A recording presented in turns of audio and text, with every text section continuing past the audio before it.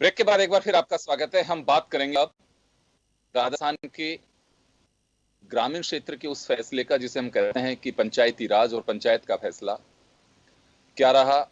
जिला परिषद जो 21 जिलों में मतदान के बाद काउंटिंग और 4,371 पंचायत समिति के वार्ड जो हैं जिन्हें हम यहाँ मेंबर कहते हैं उनकी मतगणना। यहाँ बस बात एक है क्योंकि परिणाम देर तक जारी रह सकते हैं। तो क्या वास्तव में जो 2000 से ट्रेंड चलता आ रहा है यानी कि 20 बरस से जो ट्रेंड चलता आ रहा है कि सत्ता पक्ष की तरफ ज्यादा, लेकिन 2005 और 10 में ये ट्रेंड थोड़ा टूटा 10 में और सत्ता पक्ष को खारिज करके और कांग्रेस के पक्ष में ज्यादा रहा। तो ये क्या एक बार फिर टूटेगा या बना रहेगा, क्योंकि मुकाबला काफी कड़ा रहा। और कांग्रेस की अगर बात की जाए तो पूरा संगठन केवल गोविंद सिंह डोटासरा उसके नाम पे रहे। हालांकि दावा ही किया जा रहा है कि हमने पर्यवेक्षक बना करके भेजे, हमने पूरी जो इकाइयां थी उनको एक्टिव किया, लेकिन कितने एक्टिव हो पाएंगी एक बड़ा सवाल है। डोटासरा खुद के यहाँ लक्ष्मणगढ़ में भी घुसपैठ भाजपा की रही। वहां पे पाली, जैसे भी मदन जी बैठे हुए हैं हमारे साथ में, संयम लोढ़ा ने पहले ही कह दिया था कि वहां हालात ठीक नहीं है। तो जो सिस्टम है क्या वास्तव में उसका असर पड़ेगा या फिर सत्ता पक्ष के साथ में जो रोल रहा है या कांग्रेस ग्रामीण क्षेत्र में अपनी पैठ रख पाई है अब तक उसे कायम रख पाएगी। मैं एक बार फिर हमारे पैनल के पास लौटना चाहूंगा। श्याम जी, क्या लगता है आपको, कांग्रेस इसमें कहीं को संदेह नहीं है, अर्बन में अगर बीजेपी अपनी साख जमाने में मजबूत रही है, सफल रही है, तो आज भी ग्रास रूट ग्रामीण रूट जो है उस पर कांग्रेस मजबूत है। ग्रामीण क्षेत्र में खासकर पंचायत राज और इनमें अगर हम देखें अब तक का रिकॉर्ड तो कायम रह पाएगी, या बीच के जो गतिरोध जितने भी रहे हैं, चाहे वो पीसीसी को लेकर रहे हों चाहे सत्ता को लेकर के रहे हों, तो उस डिस्टर्ब होने का जो वक्त रहा जिसकी वजह से इस पर भी असर पड़ सकता है। देखिए योगेंद्र जी, ये पहला मौका होगा जब बिना संगठन के कांग्रेस ने चुनाव लड़ा है। और ये आज 4.5 महीने हो गए, इनका कोई है नहीं। अब ये बार बार कहते हैं कि हमारा संगठन सक्रिय है। यदि प्रदेश अध्यक्ष के नाते पूरा पूरा संगठन सक्रिय रखोगे तो उसका परिणाम जो आपने देखा कि आज जो पंचायत समिति के तो स्पष्ट हो गया कि कांग्रेस 1,222 वार्ड जीत पाई है और भाजपा ने 1,332 वार्ड जीते हैं। आरएलपी भी 54 जीत गई, अब सीपीएम भी 12 जीती है, निर्दलीय 340 जीते हैं और बीएसपी 3 जीती है। तो इसका मतलब है कि आप कांग्रेस पिछड़ गई और सत्ता में होने के बाद पिछड़ गई। उसके कारण है बहुत सारे तो इनके चक्कर ये हो गए कि बहुत सारे तो आप देखिएगा जिन्होंने नेताओं लेकिन के श्याम जी, हमारी चर्चा के दरमियान भी बड़ी संख्या में जो वार्ड है उनकी काउंटिंग जारी है। नहीं, पंचायत समिति तो क्लियर हो गई। ये तो मैं आप जिला परिषद की बात कर रहे हैं। जिला परिषद में टोंक में बीजेपी स्पष्ट रूप से जीत गई, चित्तौड़ स्पष्ट रूप से जीत गई। चित्तौड़ में देखिए 21 तो बीजेपी के जीते हैं, 4 कांग्रेस के जीते हैं। और आप टोंक में 15 बीजेपी के जीते हैं, 10 कांग्रेस की जीते। ये तो स्पष्ट बहुमत आ गया ना वहां। तो आप देखिएगा कि आप अजमेर में भी बीजेपी आ गए, पाली में जीत ही गई। तो ये बहुत सारी जगह यहाँ बड़ा सवाल है जो आप रिजल्ट बता रहे हो कि बीजेपी, क्योंकि हम सत्ता के साथ में देखते हैं कि खासकर इस तरह के इलेक्शन जो है सत्ता को सपोर्ट करते हैं, और कांग्रेस का जो रूरल बेल्ट है उसमें अर्बन से ज्यादा वहां पे, हालांकि मैं ये नहीं कह सकता लेकिन मैं आंकड़ों के हिसाब से बात कर रहा हूं कि कांग्रेस ठीक पोजीशन में रही है वहां पे। तो ये कायम रह पाएगा या फिर सत्ता संगठन एक ही जगह से और एक सिंगल मेंबर के रूप में गोविंद सिंह डोटासरा ही पूरी पारी खेल रहे थे अशोक गहलोत के पूरे कंट्रोल से, तो यहाँ पे बेनिफिट मिल पाएगा या फिर नुकसान झेलना पड़ेगा कांग्रेस को? बस मैं कांग्रेस ये को जानना देखिए, सत्ता और संगठन में कहते हैं समन्वय बहुत अच्छा है मुख्यमंत्री स्तर पर, नीचे नहीं है धरातल पे। उसका तो नतीजा भुगतना पड़ रहा है, रामनारायण जी को खुद को भुगतना पड़ रहा है। वो कह नहीं पा रहे कुछ भी, जाकर के फील्ड में कहते नहीं है। पहले तो कहते थे, जब ये बाड़ेबंदी में थे उनको मजबूरी में वहां रहना पड़ा था। अब स्थिति यह है कि बाड़ेबंदी का प्रभाव धरातल पे, जो कह रहे थे कि बहुत संगठन और हमने सबने जीत लिया और 3 दिन पहले मुख्यमंत्री जी ने जो कुछ बोला था उसका असर दिख रहा है कि देखिए कि सत्ता है नहीं। सत्ता है आपकी राज्य में, लेकिन जो गांवों की सत्ता आपके पास आ सकती थी, और अब निर्दलीयों के माध्यम से आप बहुत जगह कोशिश करोगे कि अब जिला प्रमुख आपके बन जाए, क्योंकि सत्ता के साथ खेल होता है, निर्दलीय जो कि काफी तादाद में जीत के आ रहे हैं, तो वो खेल करेगी, कांग्रेस करेगी, इसमें दो राय नहीं, प्रधान भी बना सकती है। और देखिएगा, सबसे चंबे वाली बात तो यह है कि गोविंद सिंह डोटासरा जो जिले का भी पिछड़ गए सारे, भादरा में तो माकपा ले गई, भादरा में माकपा बोर्ड बना रही है, और हनुमानगढ़ में निश्चित रूप से कांग्रेस आगे है, और नागौर में तो आरएलपी है ही आगे। तो ये सारी चीज अलग अलग जगहों पे अलग अलग स्थितियां बनी आरएलपी है। सबसे आगे तो नहीं कह सकते, नागौर में आरएलपी सबसे आगे तो नहीं कह सकते। हाँ, लेकिन हनुमान बेनीवाल ने अपनी उपस्थिति दर्ज कराई है ठीक पोजीशन से। वहां भी टक्कर तो कांग्रेस और बीजेपी के बीच ही है। नहीं, ये जो अभी मैं देख रहा था कि जो पंचायत समिति के सदस्य अगर 54 जीत के आते हैं तो एक बड़ी उपलब्धि है उनकी। वो तो जब बिल्कुल, तक आप 12 वो कह तारीख के सकते बाद। हैं कि अपनी उपस्थिति ठीक से दर्ज कराइए। मैं आऊंगा आपके पास में। मैं एक बार फिर वापस से रामनारायण जी के पास में जाना चाहूंगा। रामनारायण जी, आपके पास आना चाह रहा हूं मैं। अ, ये चुनाव परिणाम को लेकर के एक रिएक्शन चाहूंगा सबसे पहले तो मैं आपका।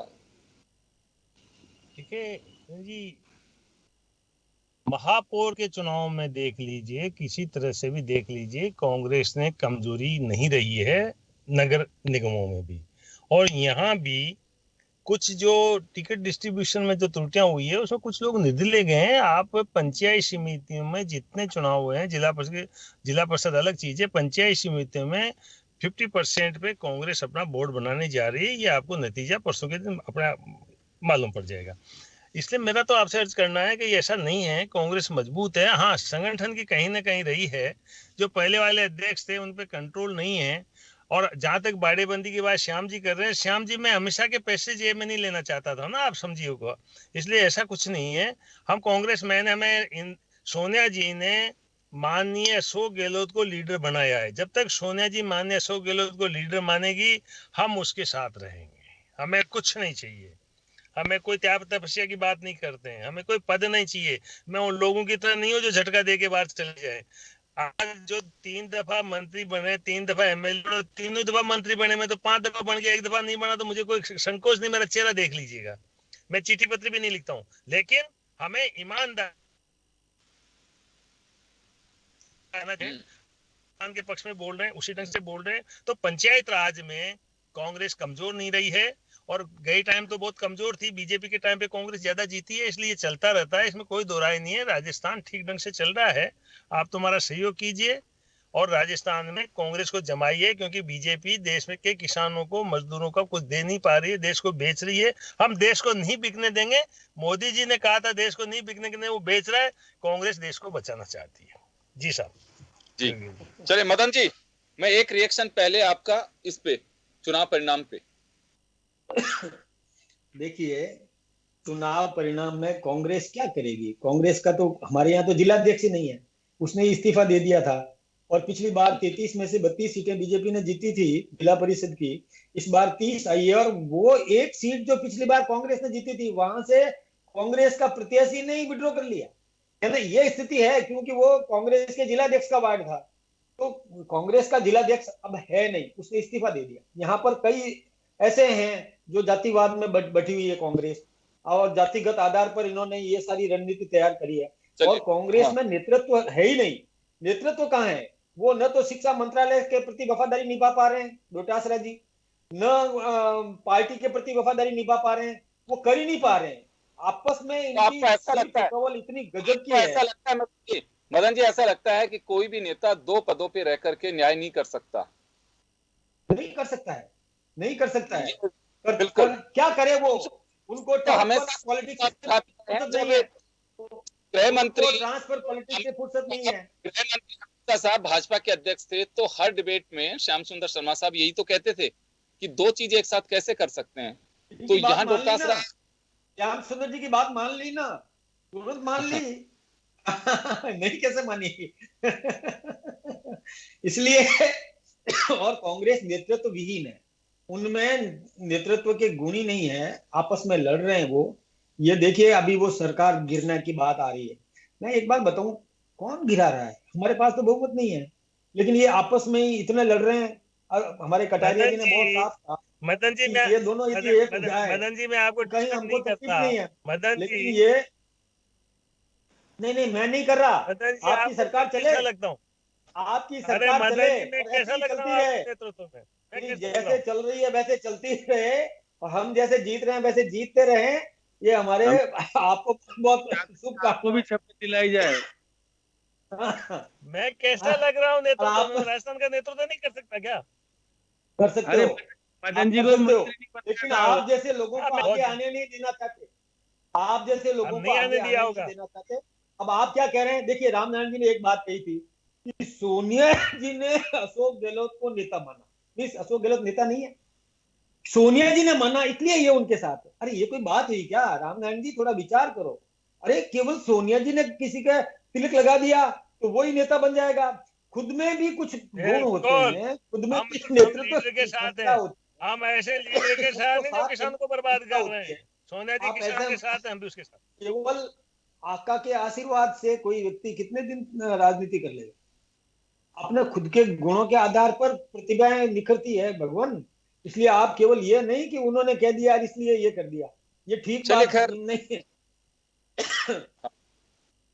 मैं एक बात बताऊं, जी। क्या हाँ। आपको, इनको, कांग्रेस को ये विचार नहीं करना चाहिए कि इनकी पूरी टीम को बांध करके एकजुट रखे? लेकिन ये नहीं रख पा रहे खैर, हैं। तो चलिए एक इनका, दूसरे से नमस्ते यह तक नहीं होती है। इनका मैटर है, यह इनका मैटर है। नमस्ते। अभी श्याम श्याम जी, राजस्थान की सियासत की जब चर्चा चल पड़ी है, मैं हालांकि पंचायत चुनाव से बाहर नहीं जाना चाह रहा था। अभी मदन जी ने कहा कि कांग्रेस में फूट है, उसका फायदा मिल रहा है, और ये सारी बातें।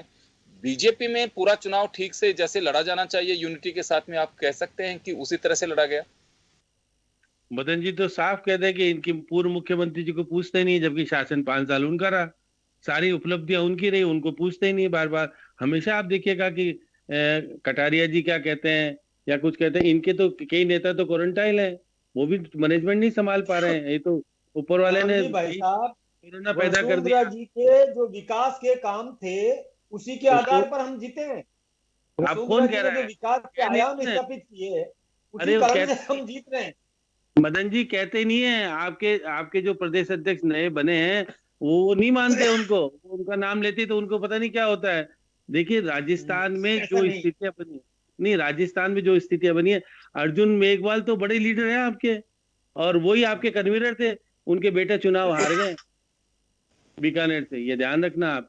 ये होता जनता है। है, जनता जिताएगी तो जीतोगे, नहीं तो हारने की स्थिति आती तो हारोगे।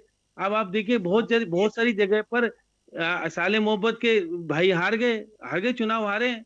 अब कई जगह पर चुनाव जीते भी हैं इनके लीडर, ऐसा नहीं धीरज जो है एमएलए है, उनकी उनके तो पत्नी भी जीत गई, उनकी माँ भी जीत गई, दोनों जीती हैं। उदय एक्स आजना एमएल। के, हाँ, उदय आजना है, उनके उनके भाई भी जीते हैं चुनाव। अब देखिएगा कि यहाँ सबसे बड़ा संकट और चिंतन का विषय यह है कि डूंगरपुर में बीटीपी का प्रभावी हो जाना। आप देखिएगा कि आप ये कह रहे हैं कि देखिए जहां पर प्रतिपक्ष के नेता हमेशा रणवीर जो है, उन्होंने बना ली जनता सेना, जनता सेना 10 जीत गई। आप देखिए विंडर में आप किस स्थिति में हो, केवल 2 जीते हो वहां पंचायत समिति में, तो आपको तो, और कांग्रेस 4 जीती है, और वहां कुबेर सेना जीत गई, वो 4 जीत गई। तो अब ये जब अगर ऐसे लोग जीत के आएंगे, तो आप देखिए दोनों पार्टियों के लिए एक बहुत बड़ी चुनौती। देखिए अगली बार भी चुनौती दी थी, आप प्रतिपक्ष के नेता उनके क्षेत्र में जाते नहीं है, वो डरते हैं क्या पता क्या हो जाएगा। अब मदन जी बार बार कह रहे हैं, मदन जी का बात क्षेत्र इनका ठीक हो गया, इनके पाली में जीत गए, या क्या इस तरह से क्या क्या हो रहा है। लेकिन चिंता का विषय यहाँ यह है कि जो पार्टियां थी, मेन चले। पार्टियां, हाँ। नोटा श्याम नोटा जीत जी, रहा एक सवाल हो श्याम जी, एक सवाल है मेरा यहाँ आपसे कि बाड़ेबंदी जैसे ही मतदान हुआ उसके तुरंत बाद में सारे पार्षदों को, प्रत्याशियों को बाड़ों में, यानी कि होटल्स में जो अपनी व्यवस्था है वहां, धर्मशाला जो भी है, जहां उनको पहुंचा दिया गया। अब जो जीत गए वहां रुक गए, जो हार गए उनको शहर विदा कर दिया गया कि आप जाइए, कि अब कोई आवश्यकता है नहीं। तो ये जो बाड़ेबंदी है, आपको लगता है कि अभी तक कोई रिएक्शन आया नहीं है कि सत्ता पक्ष के लोग हैं वो हॉर्स ट्रेडिंग करेंगे, या फिर विपक्ष के लोग हैं वो थैलियां लेके घूम रहे हैं? इस तरह के आरोप अक्सर लगते हैं। तो अभी परिणाम पूरी तरह से आए नहीं है, जब तक हमारी डिबेट चल रही है। तो ये एक अपेक्षित जो आरोप है, इसकी उम्मीद है कि हाँ ये भी लग सकते हैं? बाड़ेबंदी तो पहले से कर दी गई है योगेंद्र जी, बाद में नहीं। बाड़े में तो सबको लिया है, जो जीत जाएगा उसको रखेंगे, बाकी को छोड़ेंगे, क्योंकि वही है मैं कह रहा हूँ, और सबसे बड़ा मतदान के तुरंत बाद ही सबको एक जो निश्चित स्थल है वहां पहुंचने के निर्देश पहले ही दे दिए गए थे। ये देखिएगा, जयपुर बाड़ेबंदी का एक विशेष केंद्र बिंदु बन गया है। यहाँ पर्यटन स्थल से ज्यादा बाड़ेबंदी का हो गया है। पहले सब मेयर वाले आए थे तो जयपुर में थे, कोटा वाले, यहाँ वाले। अब राजस्थान के 6 जिले या 7 जिले के प्रतिनिधि जो जीते हैं पंचायत समिति और उसके जो करीब के हैं, सारे जयपुर आ रहे हैं, क्योंकि जयपुर में सुरक्षा की दृष्टि से इनके थोड़े मित्र ज्यादा, इनके भी मित्रों की, दोनों मित्रों की है होटलें और है आपस में समन्वय। तो अपने वहां जगहों पे नहीं रखेंगे, क्योंकि वहां रहेंगे कहीं ना कहीं क्या से ले लगता है आपको? नहीं नहीं, बात ये नहीं है, मैं ये कहना चाह रहा हूं, क्योंकि पिछली बार का मैं एक्सपीरियंस यहाँ शेयर करना चाहता हूं कि 5 साल पहले का कई जगह ऐसी क्रॉस वोटिंग हुई है कि जो आप सोच के चल रहे थे कि अच्छा इतनी वार्ड ज्यादा है हमारे, हमारा जिला प्रमुख बन जाएगा या प्रधान बन जाएगा, क्रॉस वोटिंग से वो जो सोच थी, ख्वाब थे, वो बिल्कुल धरातल पे आ गए। तो ऐसा आपको अंदेशा है कि अभी भी कुछ इस तरह के खेल हो सकते हैं? देखिएगा कि सत्ताधारी पार्टी बहुमत के आधार पर नहीं जीतेगी, अपने साधनों का सदुपयोग करेगी। और निश्चित रूप से जहाँ बहुमत भी है वहां पर भी जिला प्रमुख नहीं बन पाएंगे, प्रधान नहीं बन पाएंगे।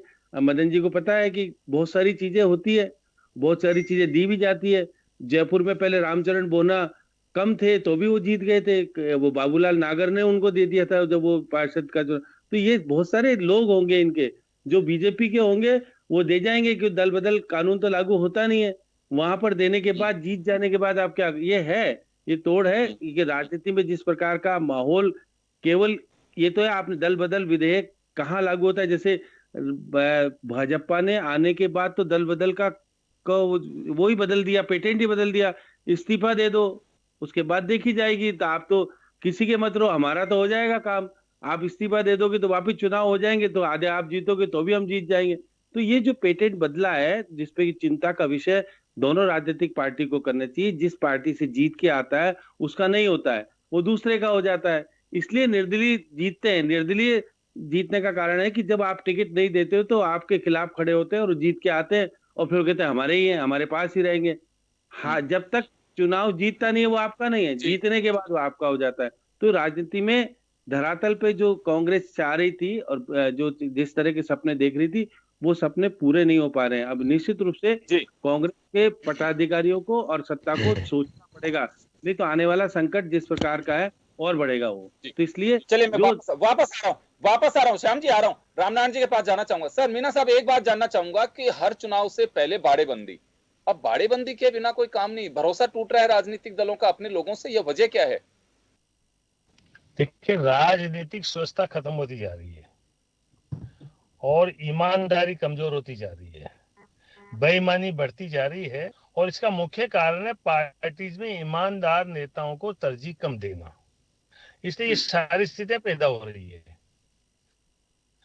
आम आदमी चाहता है काम कराए, उसकी अपनी इच्छाओं को करे, आज की जो स्थिति है, इसलिए बाड़ेबंदी में आज एन केन प्रकार इस भौतिक युग में लोग पद लेना चाहते हैं।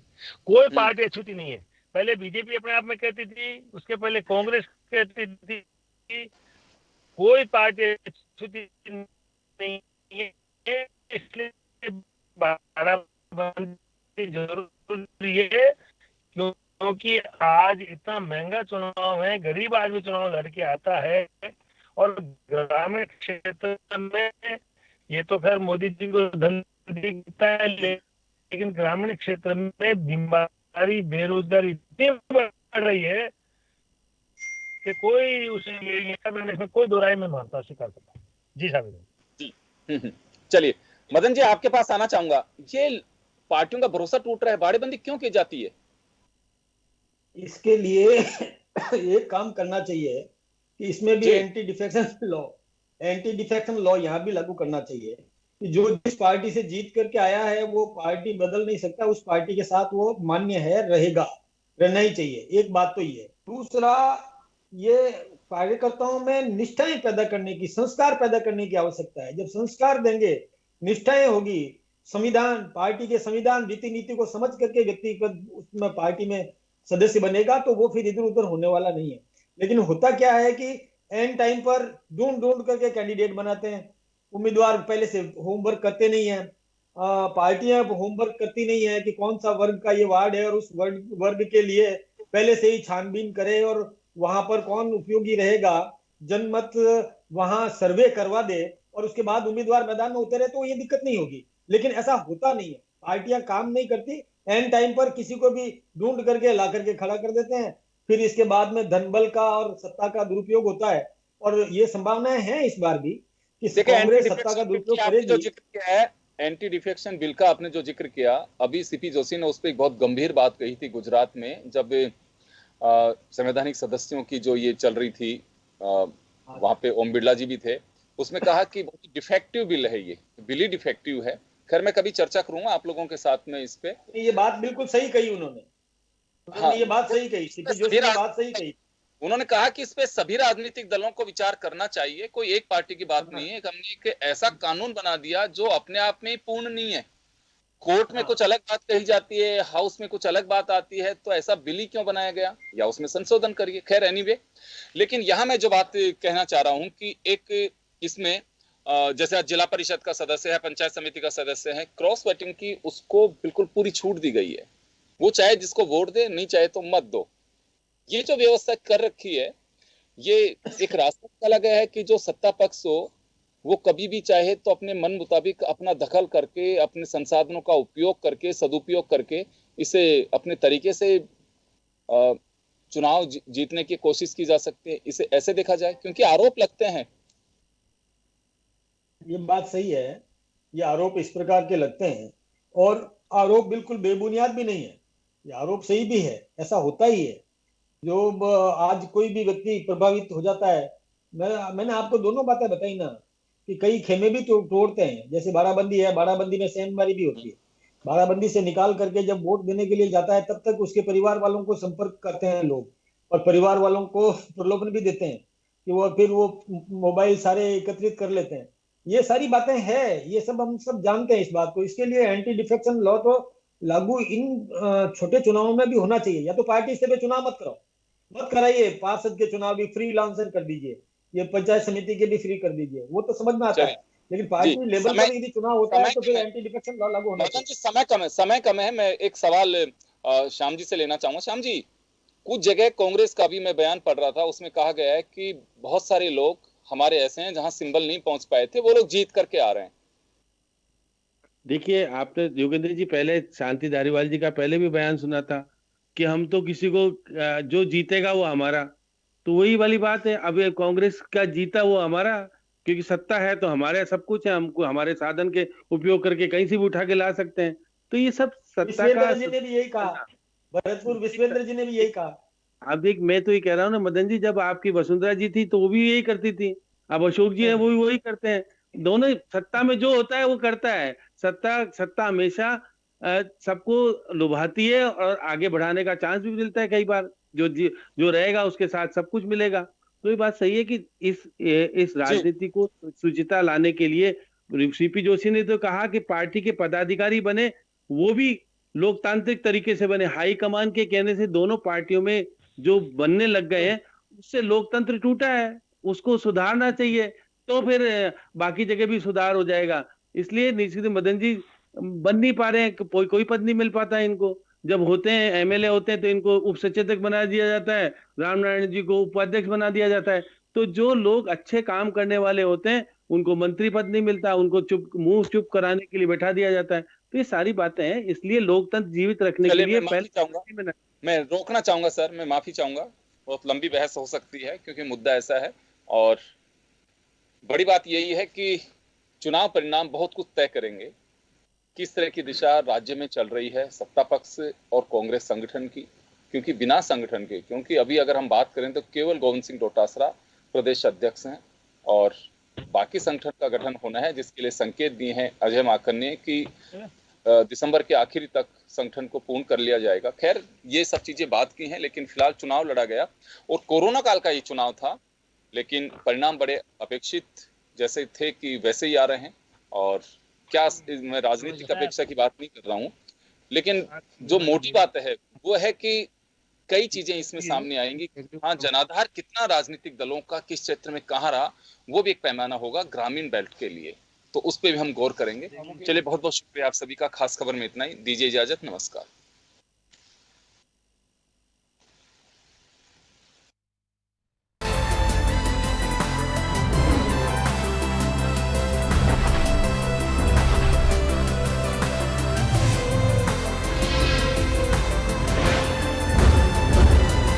जन टीवी की लेटेस्ट अपडेट पाने के लिए हमारे चैनल को जरूर सब्सक्राइब करें और नोटिफिकेशन पाने के लिए बेल आइकॉन दबाएं।